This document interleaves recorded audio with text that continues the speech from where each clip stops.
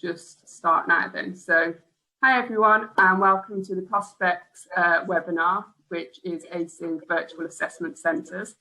Today's webinar is going to run as a panel, so we've got top graduate recruiters from Arcadis, Aldi and Police 9.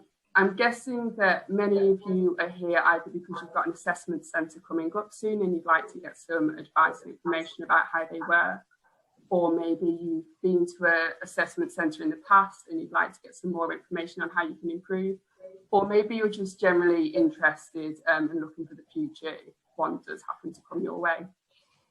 So we've got 20 minutes to have a discussion, so hopefully we'll be able to answer all of your questions there. If not, the Q&A is open, so pop your questions in the Q&A box, and then we have 10 minutes at the end to answer them for you, and we'll try and answer as many as we can. So I'll start by introducing our panel. So we have Tracy, Georgina and Anna. So Tracy, if I first can ask you to introduce yourself and your company for me. Thanks, Ellie. Yeah, I'm Tracy Buckland and I work for Arcadis. We're a leading design and consultancy for natural and built assets, and my role is the early careers recruitment consultant. So I look after all the aspects of early careers recruitment, graduates, undergraduates, placement students and apprentices, and it's very nice to be here with you today. Brilliant. Thank you. And Georgina, could you introduce yourself, please? Yeah, so like Ellie said, my name's George. I work for Aldi. I'm sure you all know who Aldi are. We're the fifth biggest grocery retailer in the UK, having a bit of social media fame this weekend with the Cuthbert and Collins saga.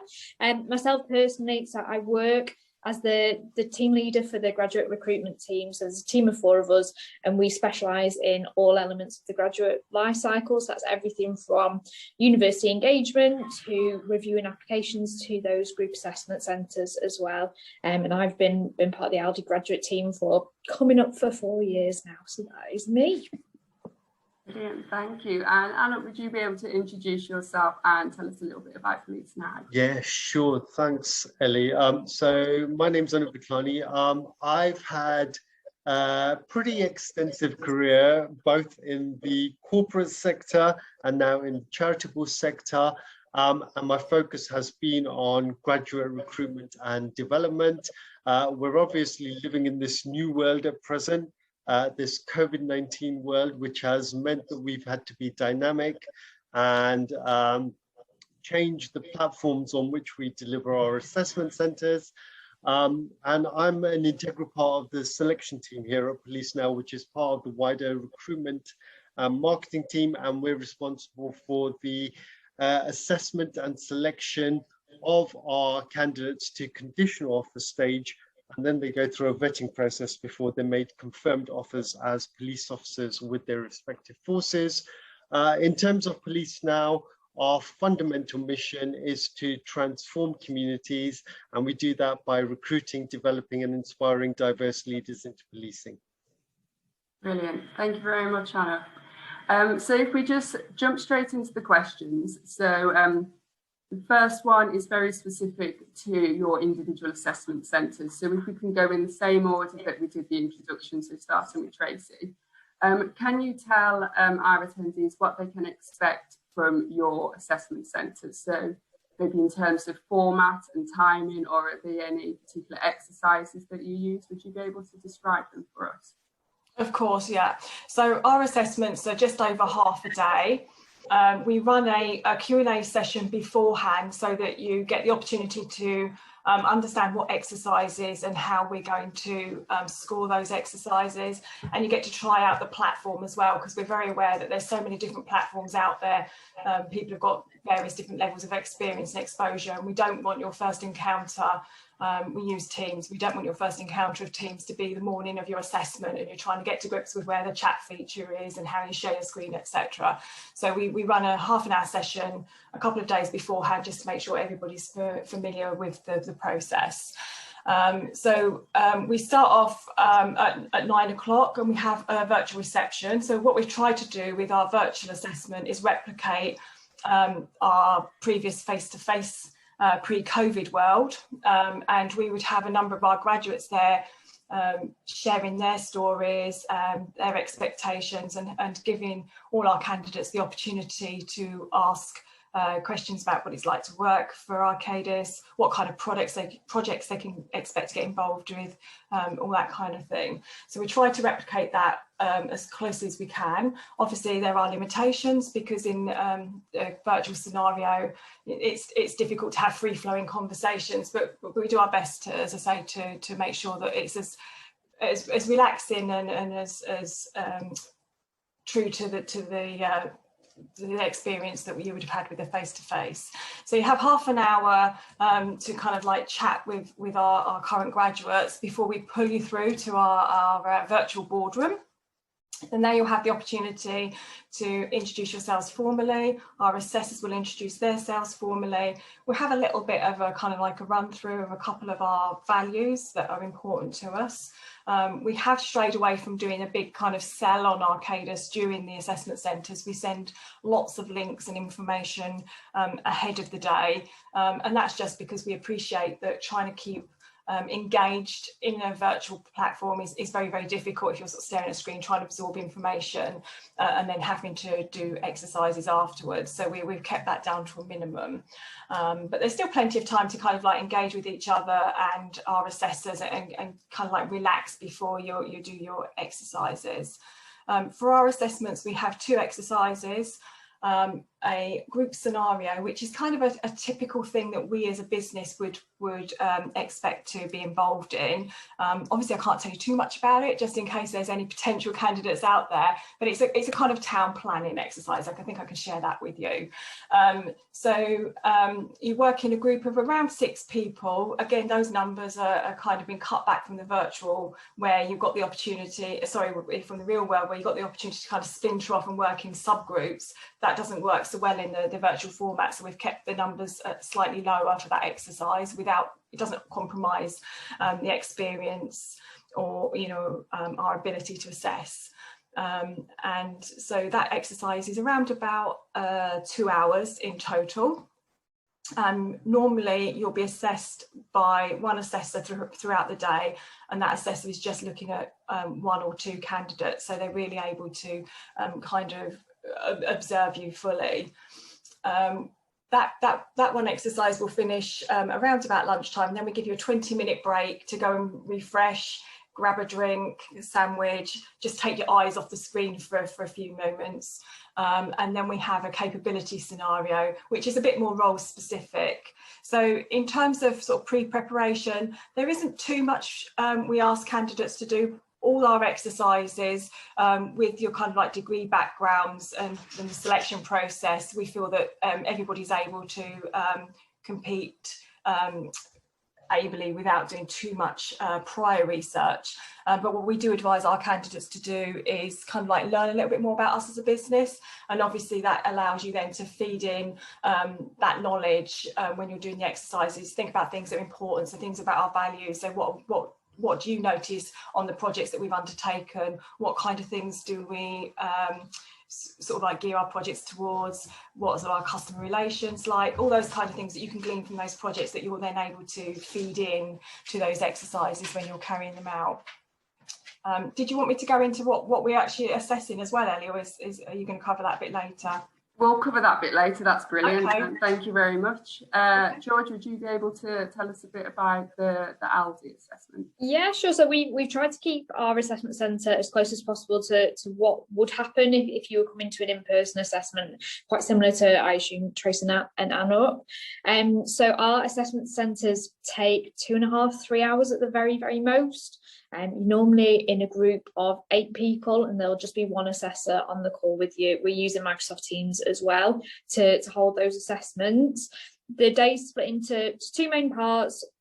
First of all, we start off with introductions, just so candidates can settle a little bit and get a bit more comfortable working together with one another.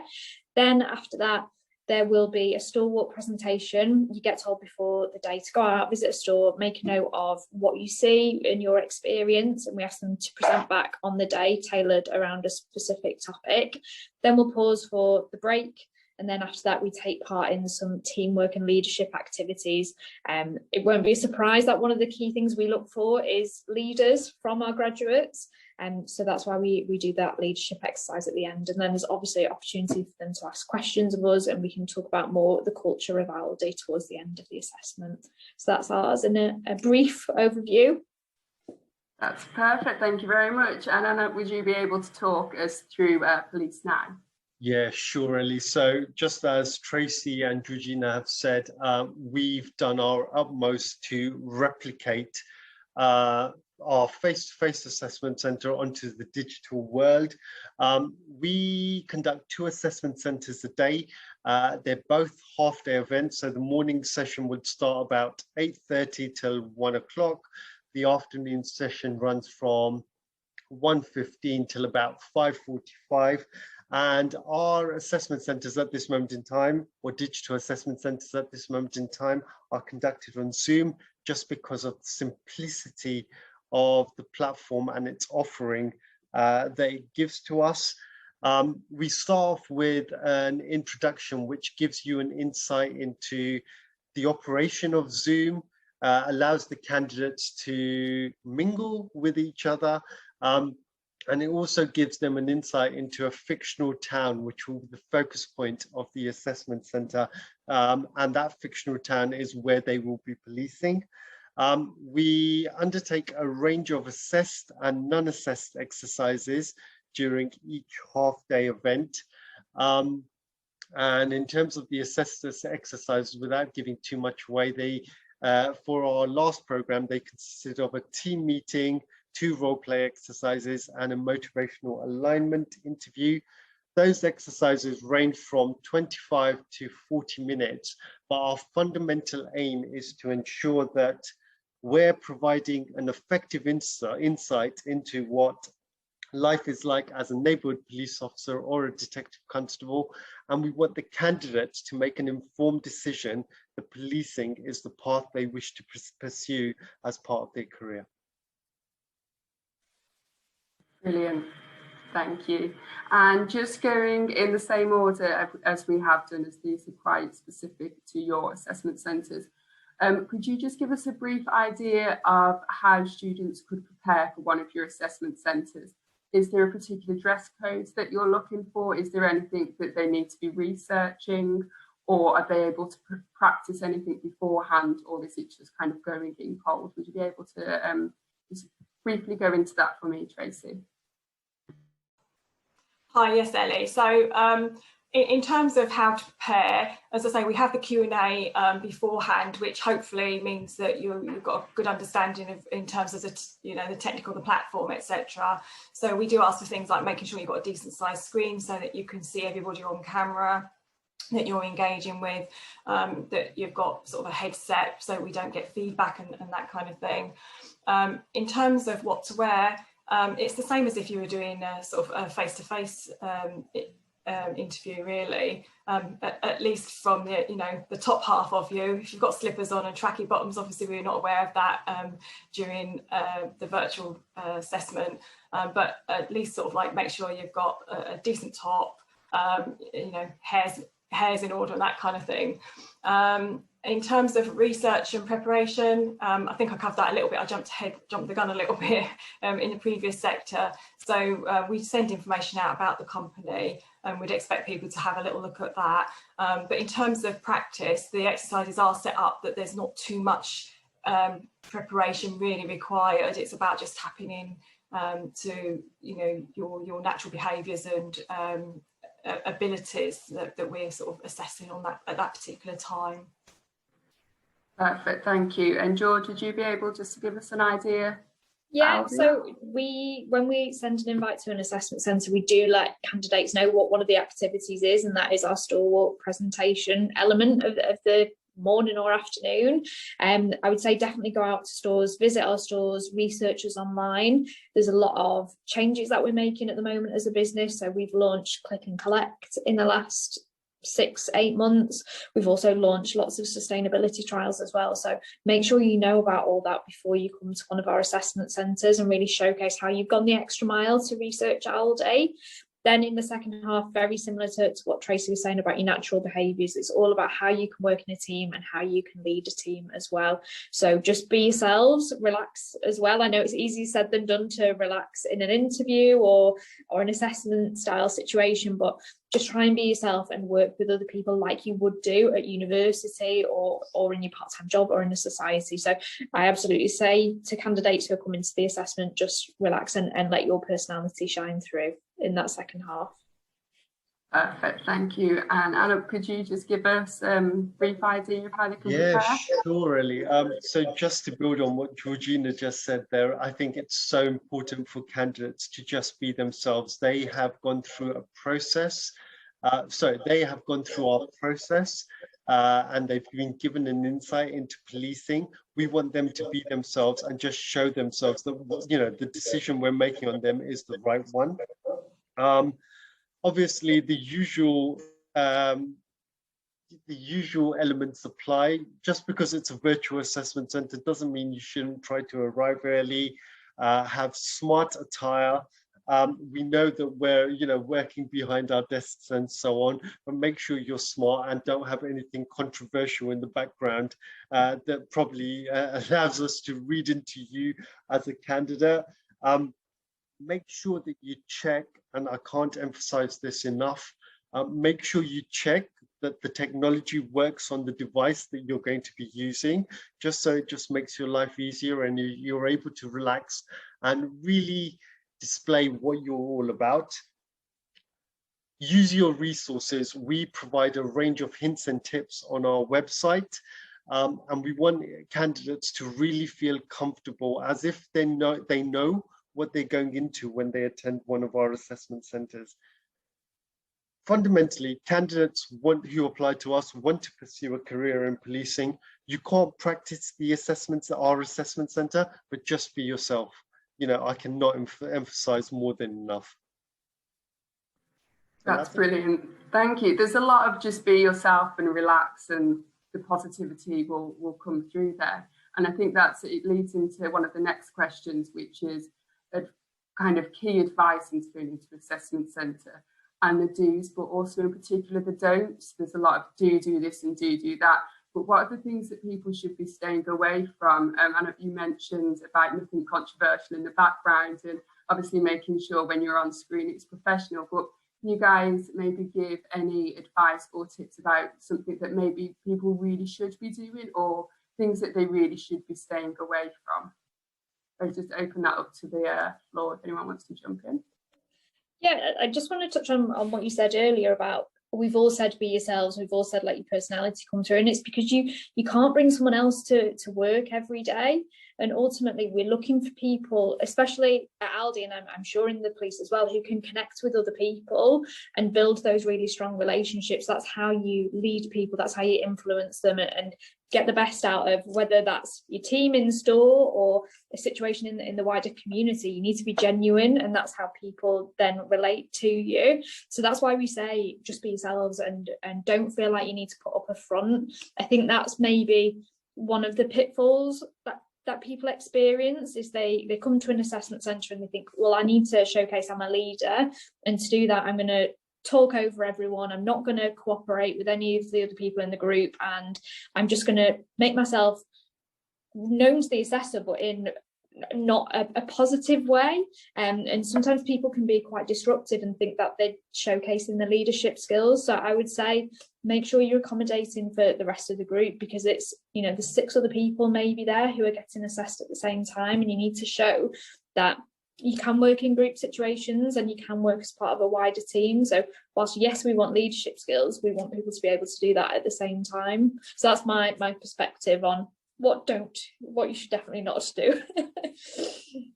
Yeah, Ellie, I completely agree with Georgina there in terms of, you know, what's just been covered. The only 2 things I wish to add to this particular question is virtual assessment centers, and you know, I hope I'm not sounding too controversial, they can be a bit like a double-edged sword, because you're in your home environment and you're in your comfort factor. The only thing I would say is be comfortable, but not too comfortable, because it still is an assessment centre. Don't just be completely laissez-faire or chilled out about everything. Go into it with the mindset that I am being assessed here, and there are assessors, there are competencies and indicators that need to be satisfied that the assessors are looking to tick off. The other thing I wanted to point out is we fully understand that, you know, we're all working from home and there could be other factors around you, such as pets, children, etc., who could have an influence on your performance. Just be transparent about that to the assessor. We can't try and, I'm saying that as, you know, me in the assessor mode, we can't try and suss out what's happening in the background and how it's affecting you. So be transparent with us and it stands you in good stead. I agree with totally what our two colleagues have said there, really. There's not much more I can add. I think the only other one is the opposite of sort of talking too much, is make sure you say enough to be assessed as well, because there's nothing more frustrating than a candidate that on paper has got loads and loads of potential and then doesn't display enough of that at an assessment centre for you to be able to carry them forward. So I appreciate, I mean, I'm not comfortable with a camera on and in this scenario, and you can sort of see yourself, and it is a little bit disconcerting, and I appreciate that some other people may feel like that as well. But you do have to speak up, you do have to kind of like put yourself forward. And the other one there as well is don't get kind of like too bogged down by perceived errors. So, you know, we all in life all say something sometimes you know, out of order, or a little bit maybe phrased not in a way we would have done ideally. And I think particularly in this type of scenario, it can, to the individual, it can seem quite large. But if you kind of like let a small perceived error colour the rest of the assessment centre, then you're not going to perform at your best. So, and you don't know what the assessors are looking for, and you know how much of it has been noted, or if it's indeed anything that they see as a negative. So we do see that sometimes, that people just say something and then completely shut down because, you know, they feel they've made an error. So yeah, that's the two bits I would add. Brilliant, that's amazing advice there, guys.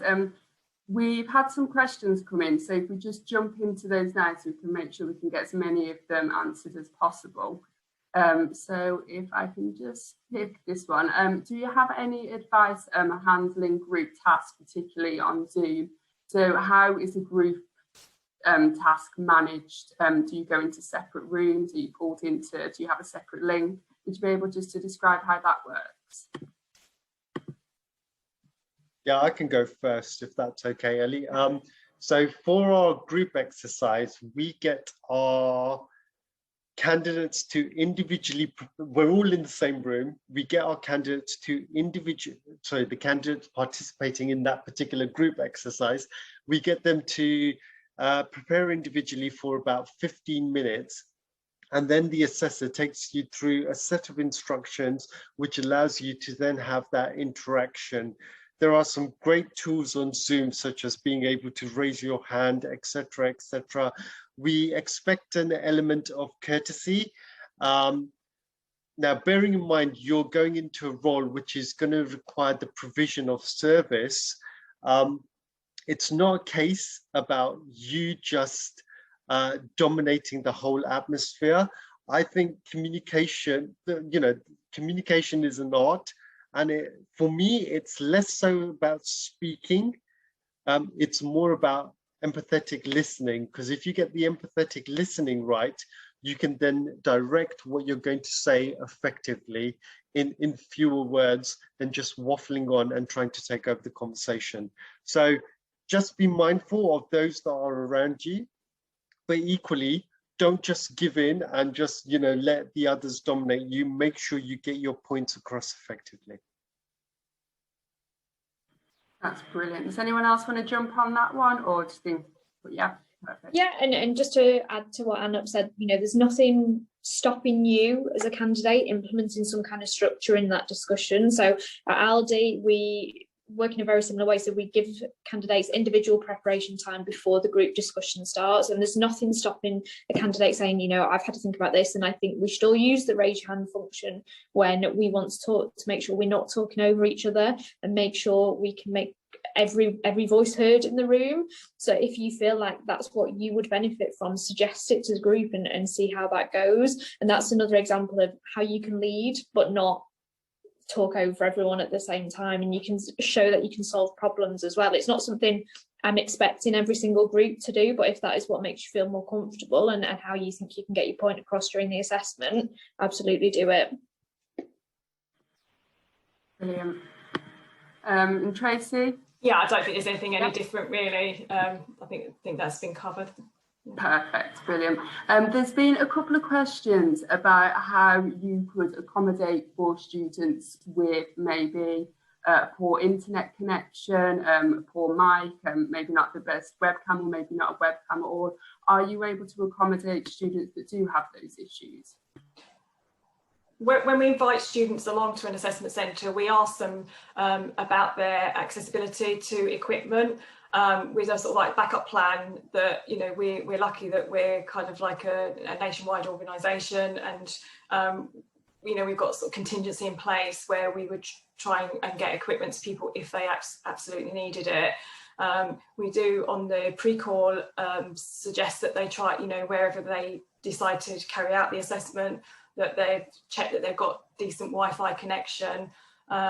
It hasn't actually been too much of an issue, thankfully. We've had one student who had to be invited back because their Wi-Fi was so poor, and we've had a couple where, as I said, we always ask for headsets just to stop sort of feedback, etc. We did have one student who didn't have access to that, and unfortunately they had to put themselves on mute a bit just to stop that, but we're able to still participate through the chat function, and you know, we just put up with the feedback when they did have something that they wanted to say. So we try to accommodate that the same way with things like you know, people got specific requirements around dyslexia, for example. That's something else that we have conversations with people individually prior to the assessment to make sure that we are able to make the process as fair as possible for everybody and accommodate any specific needs and requirements.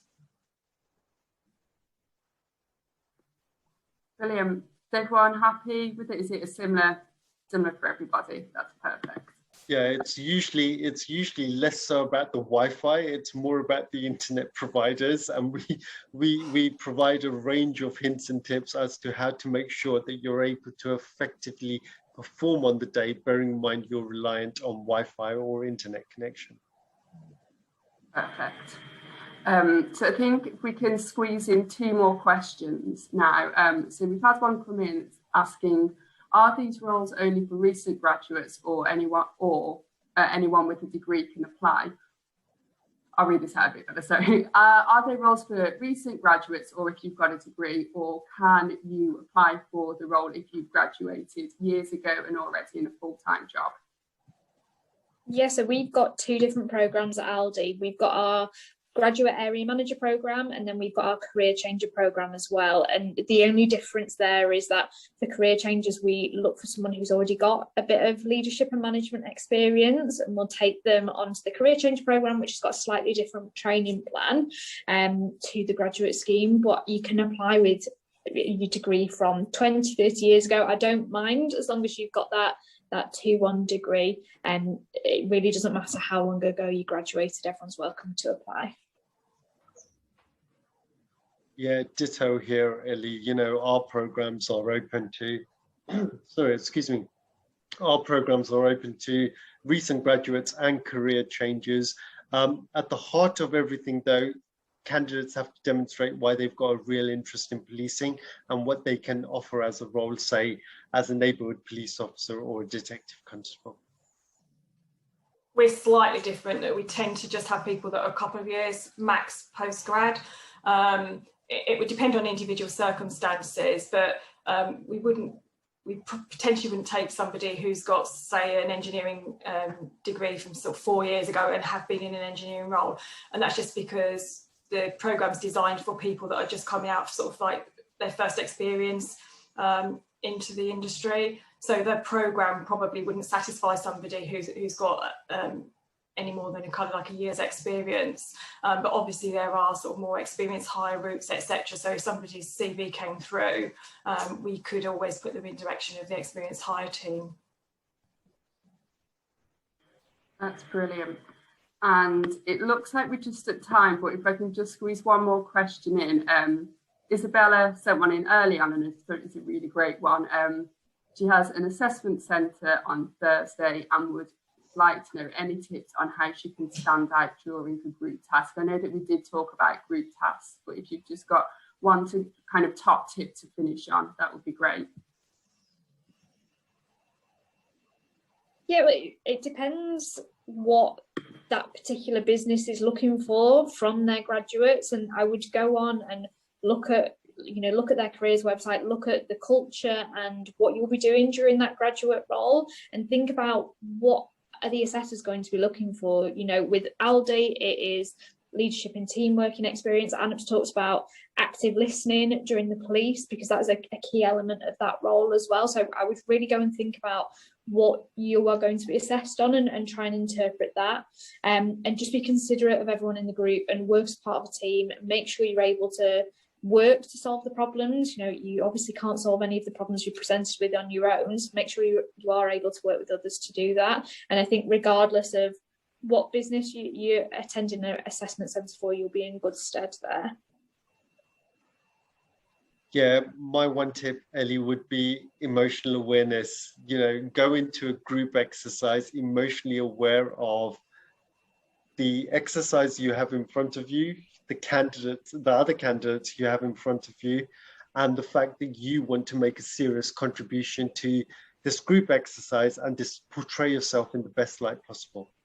So emotional awareness without a shadow of a doubt. And just make sure that you give enough for people to assess against as well.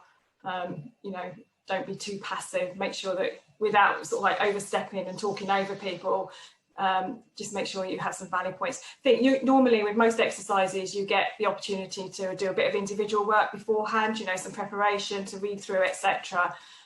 So use that time wisely to kind of like really think about what it is that's being looked for, and try and feed that in. And if there's an opportunity to sort of like take that lead passively, such as things, even simple things like suggesting most things a time frame, for example. So if you're the one that suggests keeping an eye on the time or something, just so that you're kind of like showing those leadership skills in a kind of like subtle way, that's always a good point to do.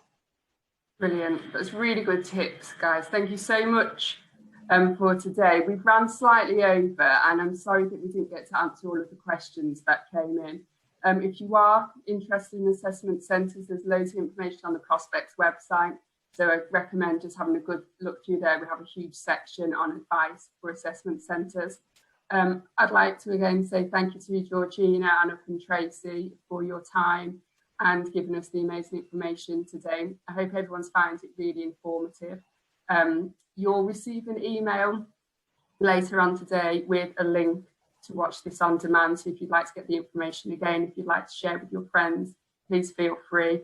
And thank you again. Thanks, guys. You're brilliant. Thanks, everyone, and best of luck. Take care. Bye. Bye.